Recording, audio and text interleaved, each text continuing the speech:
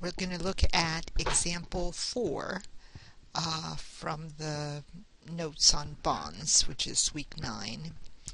And here I've got a 20-year bond.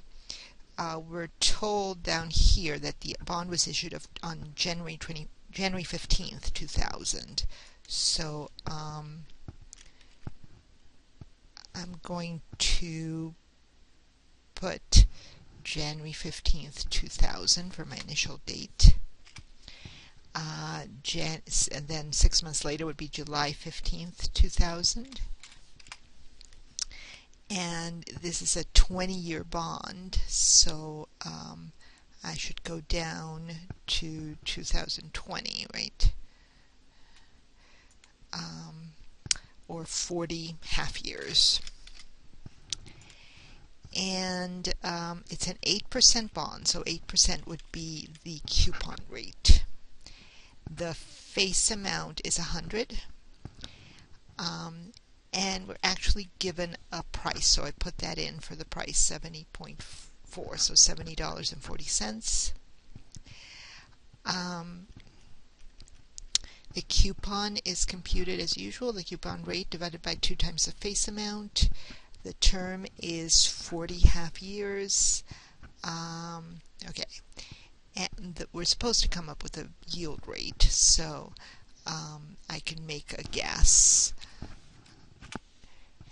for the yield rate, but what I'd like, so I've got this table set up as usual, so my book value times 0 is the price, and my book value at time 1 would be the book value at time 0 times 1 plus the yield rate divided by 2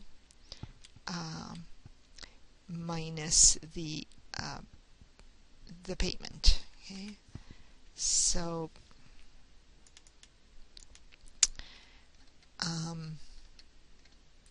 if I used a yield rate of 7%, which was just a guess,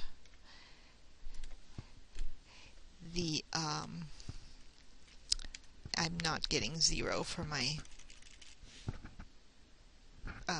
for the book value at time 40, so that's not the right rate. To find the yield rate, I just do a goal seek, right? I want to end up with 0, and this time I want to change the yield rate. Okay.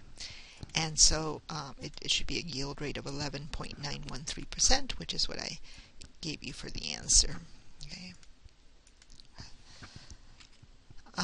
I can also have done this with the rate command. Okay, so if I use the rate command, I'd have to tell it, well, it's 40 periods.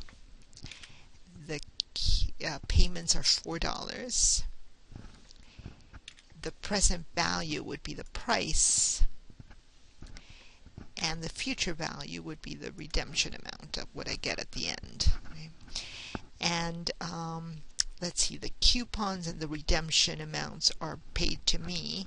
The price I pay to the bond issuer, so the price should be an opposite sign of the coupons and the redemption.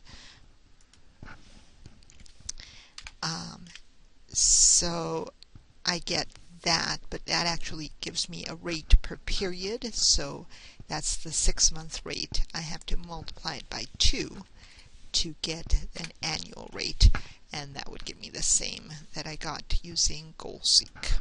Okay.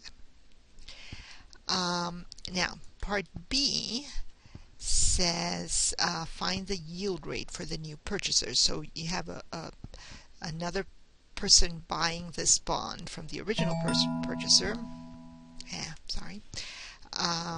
For a price of $112,225 on January 15th, 2005, just after a coupon has been paid.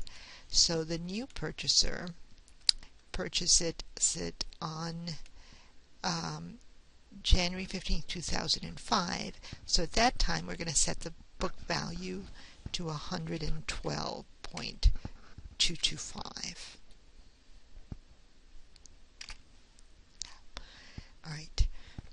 And then we want to know for this purchaser what's his yield rate.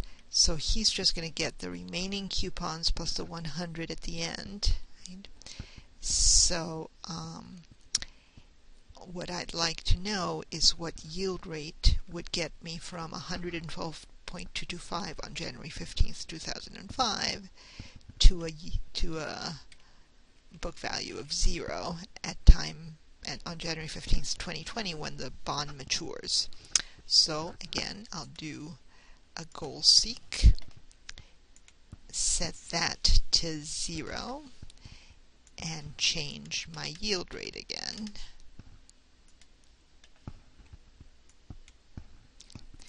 And so that gives me 6.696 for the yield rate to the purchaser. Okay. I could again do that with the rate command. Now for the term, I'm going to use the remaining coupons.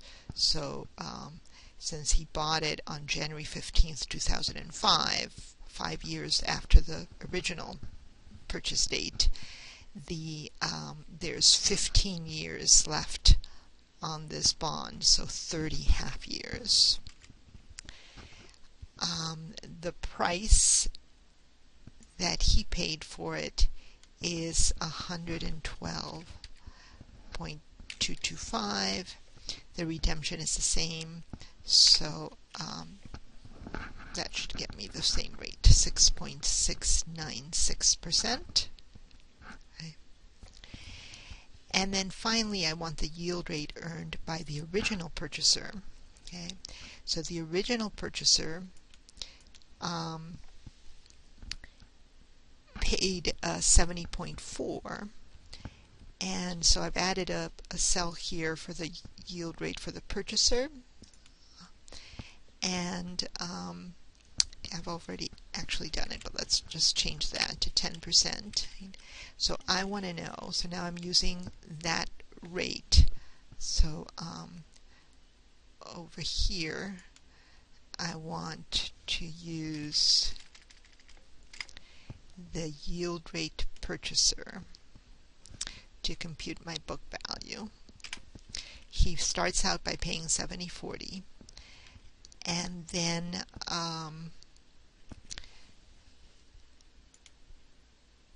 we copy that down. On January 15th, 2005, he's going to sell it for 112.225. So we want the book value on January 15, 2005 to be 112.225.